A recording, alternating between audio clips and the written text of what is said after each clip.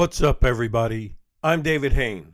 Welcome to episode 242 of the A2D From Addict to Disciple podcast.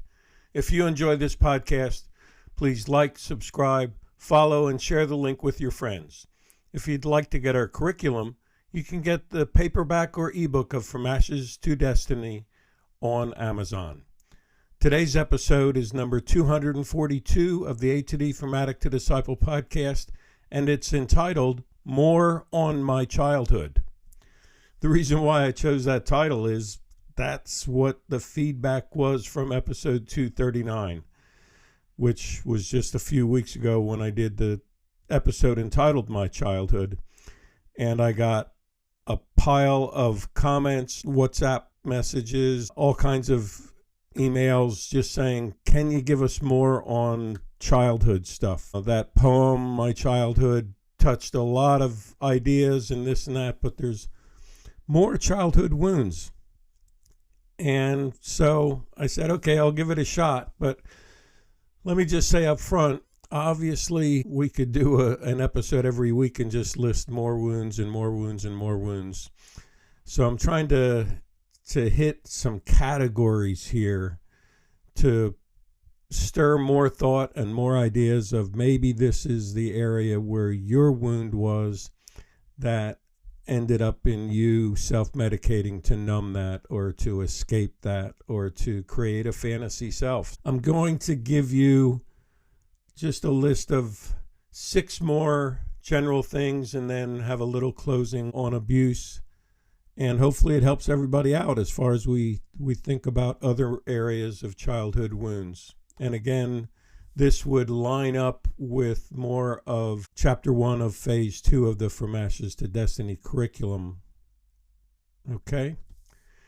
I'm just going to start by saying, every addict was once a child. And, quite frankly, in my work with addicts in A2D, everyone has a childhood wound. So let me talk about some of these categories, as I said. The first is neglect. And we may not look at that as a wound, but again, I'm giving you categories that may uncover what your wound was. So what does neglect look like as a child? It looks like, living in a house where parents don't have any time for you. No one in the house, even siblings, what have you, they're not interested in you. It seems like no one ever listens to you. And so you grow up feeling like you're never heard. You may have even been told children are to be seen and not heard. And the resultant thing is very early on, you develop a mentality that you just need to take care of yourself. And that area of taking care of yourself can lead to that independence and things that head us down the path of self-medicating. Okay? The second category I want to talk about is betrayal. And this can be when you find yourself where the people who are supposed to be protecting you aren't, and you want to be able to shout out, but you're supposed to be protecting me, and you're defending someone else and not believing me often. And you grow up thinking, I'm not even safe in my own home. I'm not even safe in my own bedroom. Who do I trust? If I can't trust my parents to protect me and look out for me, who can I trust? The third area is guilt. And you could have grown up in a household where it seemed like you were never good enough and everything was always your fault. And sort of the first phrase you learned to say was, I'm sorry, I'm sorry, I'm sorry. That always having to apologize, that always being guilty, always having to say, I'm sorry, can lead us to thinking, what can I do, or what do I have to do to make you like me? So this guilt that is always heaped on us can turn us into people-pleasing behaviors as we grow up through life just to find someone who likes us, and we try anything to fit in. The fourth category is abandonment. And abandonment is really that. It's where you just feel like you've been left out alone to hang and dry, so to speak. You feel like you're always on the outside looking in. You're always left out. This can also come from just an event like divorce or death of a parent or a sibling, where that broke a relationship, and especially if that one person who passed away was the one that you felt you could always talk to, or the one who maybe understood you and you thought would always be there because they had always been there, and now they're gone. And that's an abandonment situation where it's gone. That's it. I'm just left alone.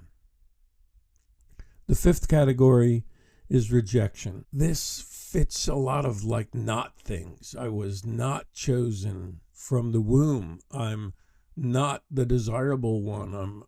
I'm not worth their time. I'm not valued. I have nothing to contribute. So you have these feelings of being undesirable, of being unloved, of being unlovable, of being worthless, because you've been rejected by people in your household as you're growing up. And you actually end up feeling, where do I belong? Am I even growing up in the right house? Where can I go to find the love that I want? The sixth one I'm going to call suffocation. And suffocation is where it just feels like everything is too much. It's closing in on you. It's taking the very breath out of you, the very life out of you. It's sucking you dry. And this can be from an overbearing parent who perhaps is a perfectionist, or perhaps is very, very strict and always getting on you to make sure you toe the line, to follow the rigid rules, to be the best that you can be, to make the family proud. Or it can be that you're always told to be quiet, do this, don't do that. Suffocation can also come just from growing up in a home where there's constant drama, and you just seem to go from drama to drama to drama to drama, and it just hangs in the house like a heavy atmosphere, like intense humidity that wakes you up in a sweat every day.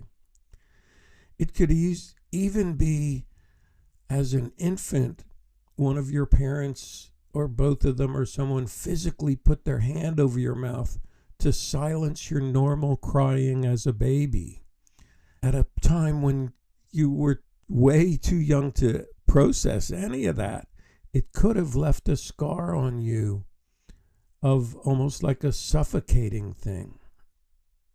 It could also be the suffocating love of a parent or a sibling or a friend who just never wants you out of their sight, and they want you all to themselves. And whenever you go anywhere, you need to always check in by phone or text, even if you're just in school and your mom or dad's at home and saying, well, send me a text every hour, send me a text at lunch, send me a text at recess, so I know you're okay.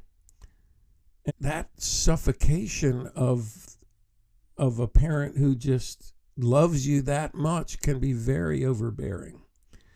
And you can also find in school that you can have suffocating friends who want you to be in their clique or just for them. We're BFFs and you're not anyone else's friends.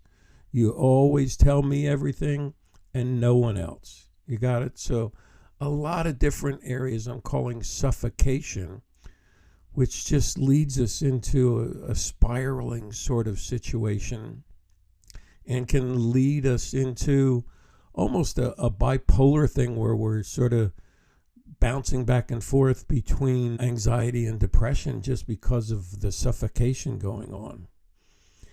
And I think finally, in closing, I'd like to just mention abuse, because abuse can be physical, sexual, or emotional. And I talked in this one a lot of emotional abuse to give you other ideas to just think about your childhood wound.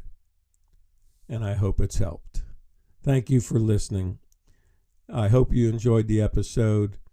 If you'd like to get in touch with me, you can do it on the link in this podcast. You can email me at davidfroma2d@gmail.com, or you can go to my website, www.froma2d.org, and click on the contact page.